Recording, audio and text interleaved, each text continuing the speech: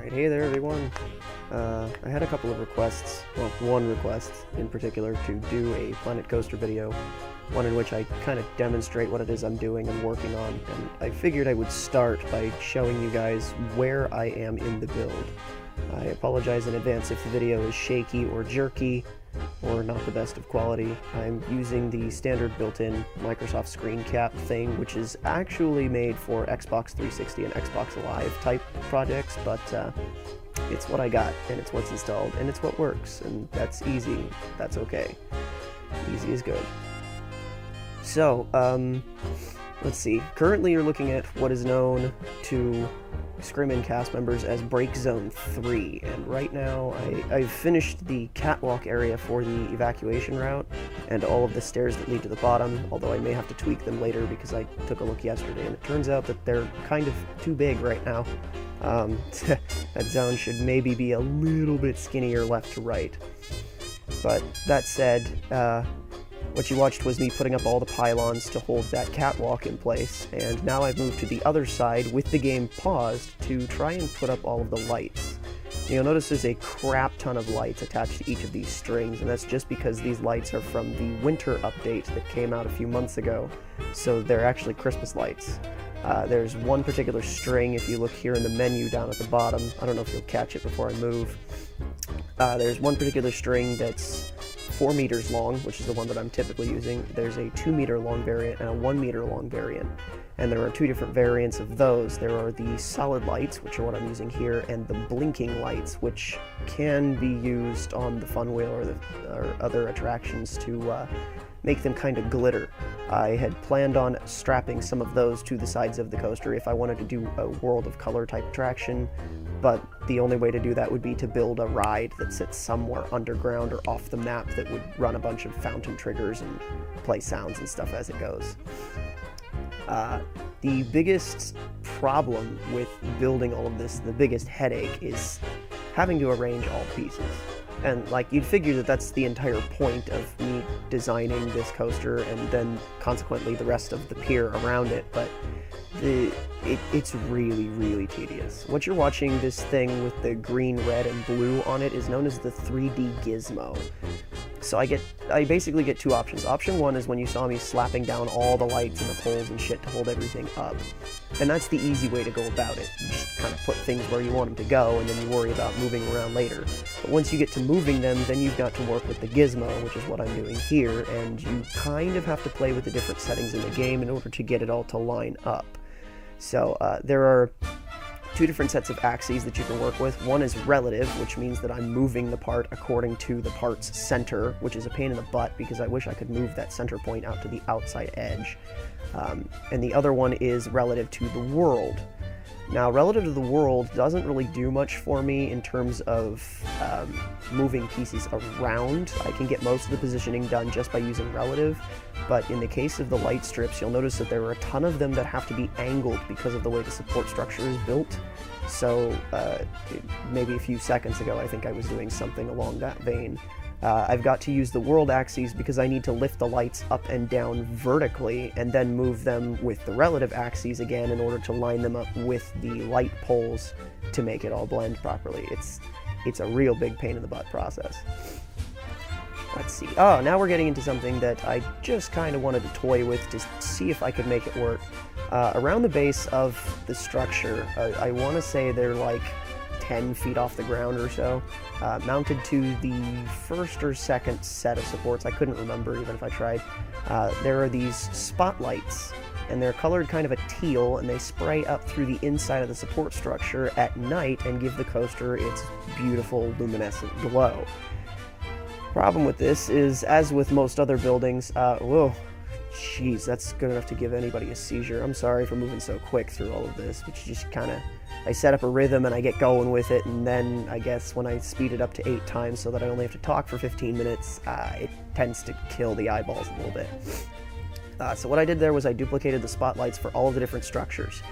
And what I mean by that is it's not one building. Every single one of these individual support columns is its own building, which is why this has been such a pain in the butt, is because I'm having to deal with different pieces attached to different buildings.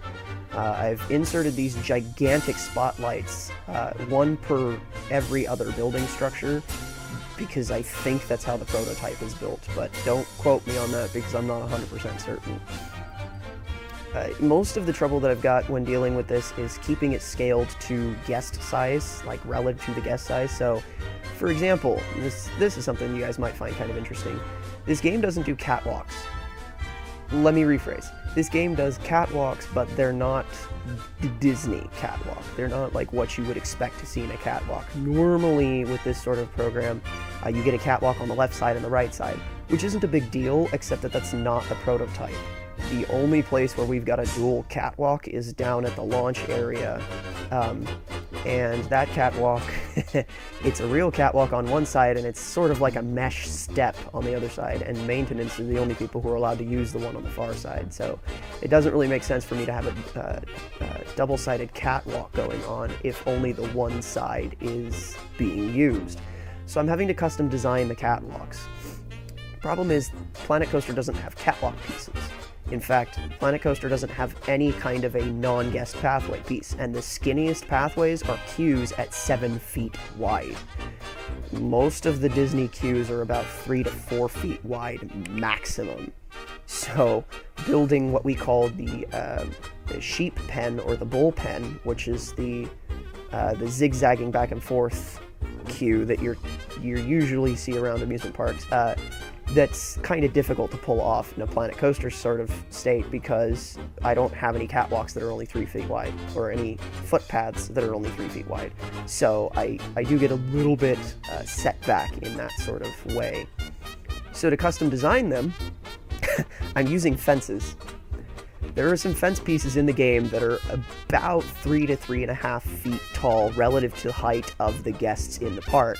And it turns out that if I rotate them around the proper way, and I then rotate them an additional 90 degrees and cross-lay them over top because scenery pieces don't have collision, I can create some pretty decent-looking catwalks. They're not accurate, they're not prototypical, but they're close.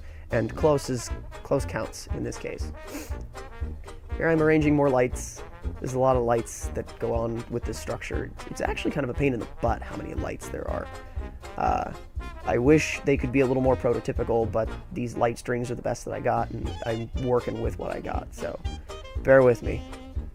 If I seem like I'm rambling, it's because I didn't really write anything down or come up with key talking points about like what I wanted to say when I was doing this video. This is the first gig, and I was told that maybe I should give it a shot, so here I is doing the thing for the people, because, yeah. What else? Oh, so you're noticing that I'm having to rotate every single piece.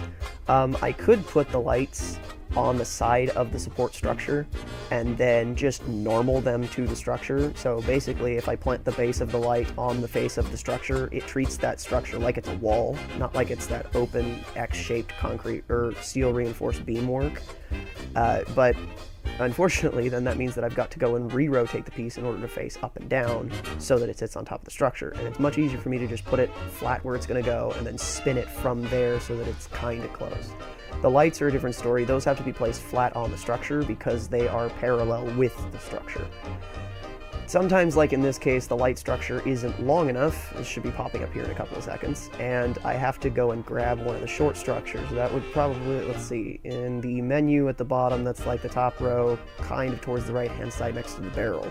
That's a 1 meter long structure. It's about 3.2 feet, so 3 feet and about 3.5, 4 inches-ish.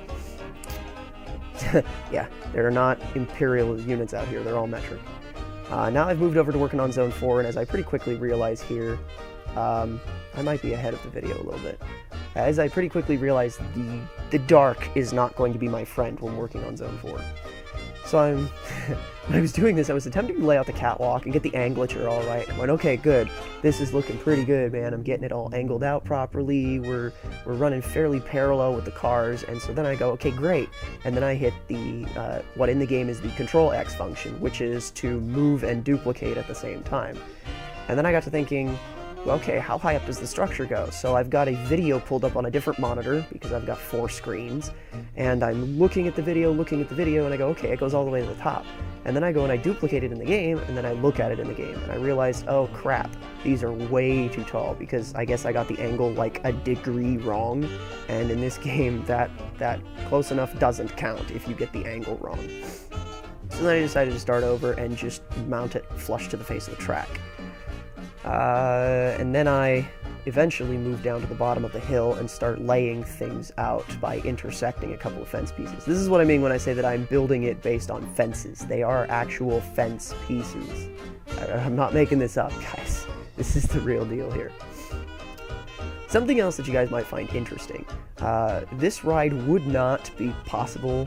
Like, I wouldn't be able to construct this ride or any of the supports that hold it up if I didn't have no clipping involved. One of the most recent updates that came out just a week or two ago is the introduction to set in the options menu, that's that little gear in the upper right corner, the no collide. So I can no collide tracks, no collide scenery, and no collide rides. Tracks and rides are different. Tracks would be for like roller coasters. Rides would be for if I wanted to do, say, the Toy Story Mania ride or Little Mermaid or any other sort of a wagon-based, kind of a dark ride or a transport-themed ride sort of thing. But I can set no collide, which basically means that I could take this coaster and run it into itself and it wouldn't protest. There's also a set of developers options out that I've not toyed with, nor do I think are available to me, that involve reducing or eliminating friction. I don't want to mess with those because I think I've got the friction on the ride pretty well balanced. The only thing I've got to go back and revise is Zone 4 because I messed with the settings a little bit to get the angle correct, and it unfortunately tweaked the brake and limb stuff at the top. So I've got to go back and revise that. Kind of leads me to another interesting point I could talk about. I'm finding all kinds of stuff, aren't I? So as we watch me lay out a ton of fences, and yes, I do have to lay out a bunch of these in order to make it work. They are all fences, I promise. I'm not kidding. There's a lot of fences that go into this, and every single one is hand laid. Eventually I'll move to fencing in the fence work. There's a phrase I never thought I'd ever have to say. So that I create kind of a catwalk cage for the stairs. But anyways, so another interesting thought that I had, I just had it. I lost it. Hang on. I'll get back to it in a second. Crap, I lost it. See, and I was running through my head like, okay, what do I want to talk about in this? And I thought, oh, well, I could complain about how people pronounce the word orange. Because most of them pronounce it O-R-N-J, orange, and it kind of sounds, you know, dopey, but then I pronounce it with the A, and I guess that makes me sound a little bit strange because most people don't pronounce the A. You see the weird thoughts that I have when I come up with things to talk about in videos like this. I swear to God I had a thought. Oh, okay, so I remember what I was talking about, right. So motors and brakes. As I may have mentioned once or twice in the past, this coaster is so far into its own niche category that I don't have like an actual coaster for it. It's a wood mimicking steel coaster. It also has linear induction motors. This particular coaster, the one that I'm working on right now, is not a linear induction motor. It is known as torque. It's actually resembled... Six Flags has it in their park. It's like the loop goes over top, or there's a giant drop, and there's a loop wrapped around in the same spine curvature of the track. I don't remember the name for it. I don't know. It might just be called torque. But anyways, because the game doesn't have anything like that, the closest I could come up with was to use torque, which has 6 seats per car, so I've done 4 cars to maintain guest continuity. And I've had to use limbs and brakes interchangeably, as in, like, I've got my motors to move the train forward, but those move at 20 meters per second at the slowest. The brakes, however, can pull me down to 4 meters per second at the slowest. So basically, I throw down a motor section and set it to 20 at the lowest acceleration rate of like 1 meter per second squared. And then I have the brakes set up so that they're at 1 meter per second squared, but brought to like 8 meters a second. And that's kind of how I've been balancing them out. I should be approaching the end of the video. Hopefully I said something remotely interesting, and hopefully you weren't too bored by it. So I guess thanks for watching, and maybe I'll see you again, perhaps?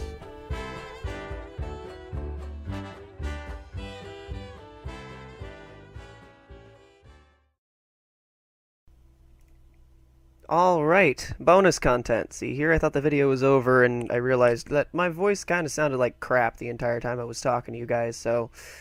Woo. Here I am actually in-game. Like, this is live recorded footage from in the game, because I figure the video is kind of a limiting look at what all I've got going on here, so...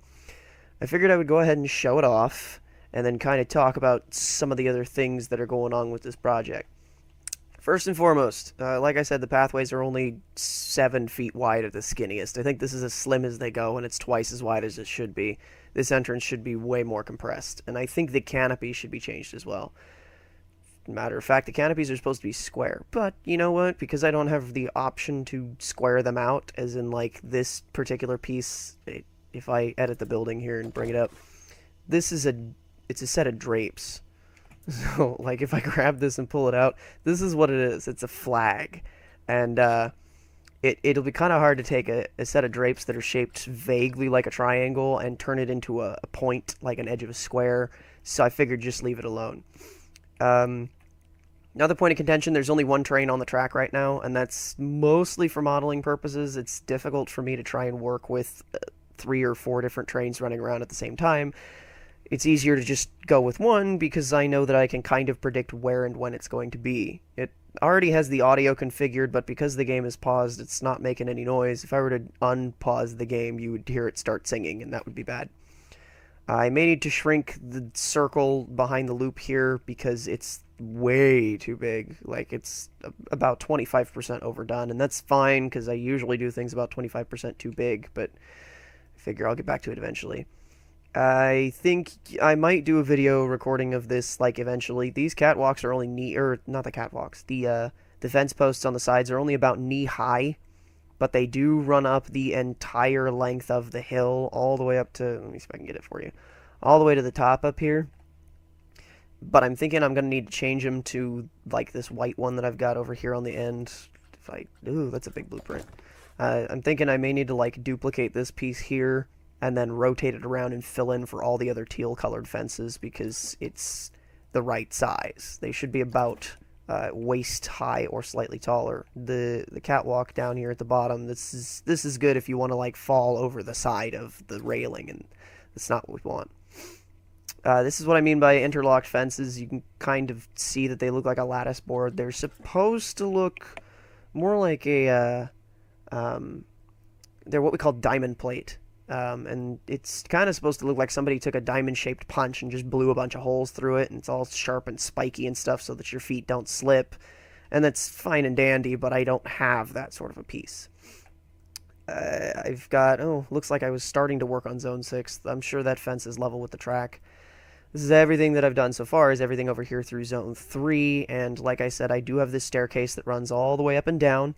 Actually, now that I'm looking at it again, it's not as wide as I thought. I think each of the layers might need to be a little more compressed, though, but I've got these fence pieces, mock-up stairs, set at 45-degree angles, and I'm really loath to change them because they're really difficult to work with when they're not solid 45, so I could probably do 30 and that would be acceptable, but I think I'm just going to leave it at 45 and say, screw it, it's good enough, close enough counts. I still need to do the scream tube over Zone 5 right here. This is looking a little naked.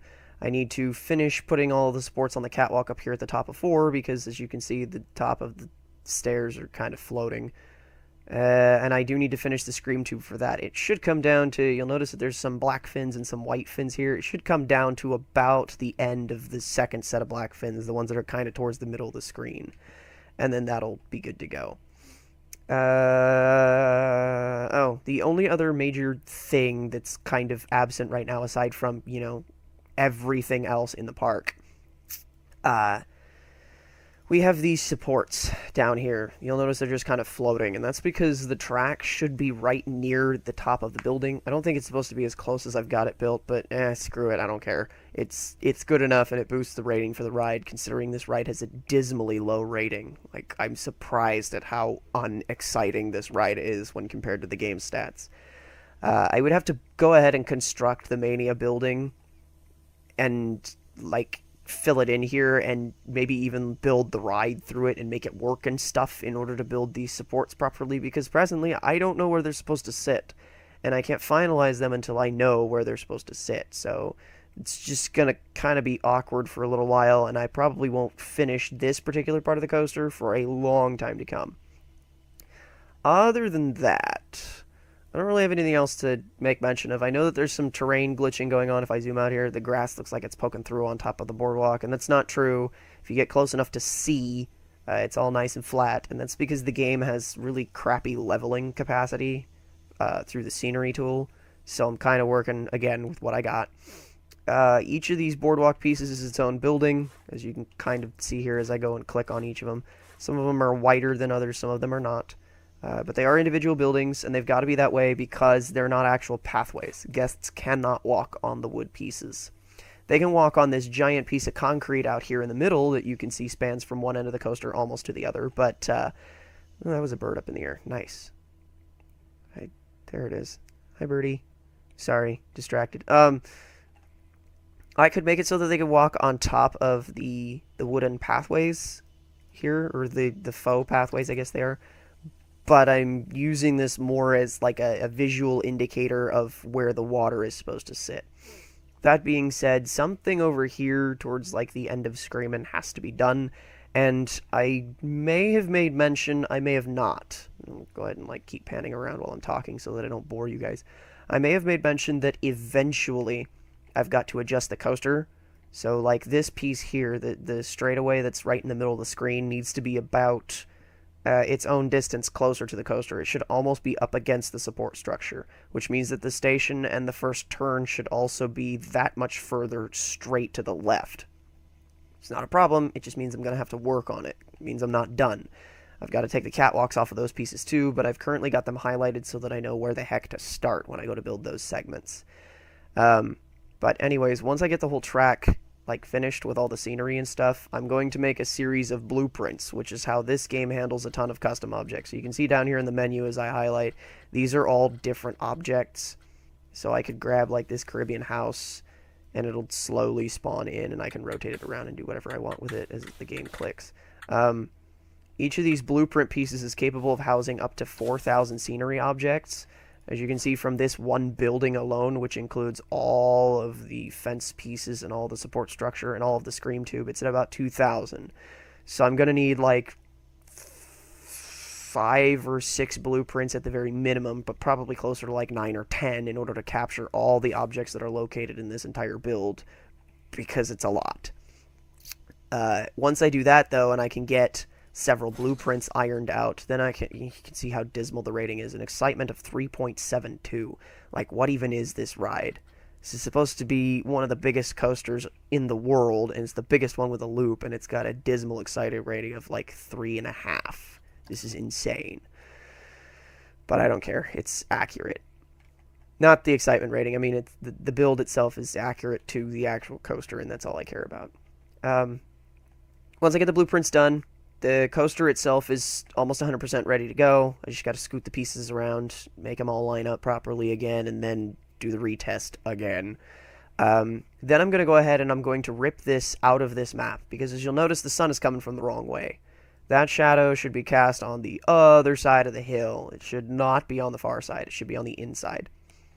But I'm going to move it into a different map, because the park entrance for this map is located over here with all of these crammed up maintenance and security and cleaning dudes, because I actually had a park going at one point before this. I'll move it into its own map. I'll face it the correct way. I'll move the park entrance wherever the heck I need it.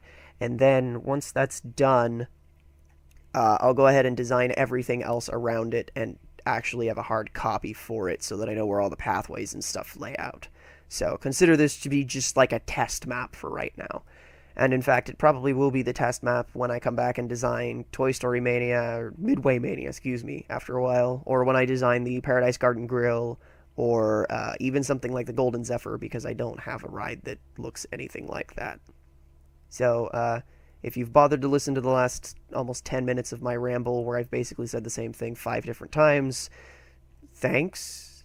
I admire your tenacity and your dedication and your vim and vigor and whatever, but you really didn't have to. I mean, I appreciate it. I really do, but you didn't have to. So, thanks for sticking it out.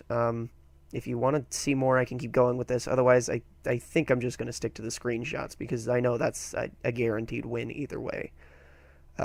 Catch you guys soon, I suppose.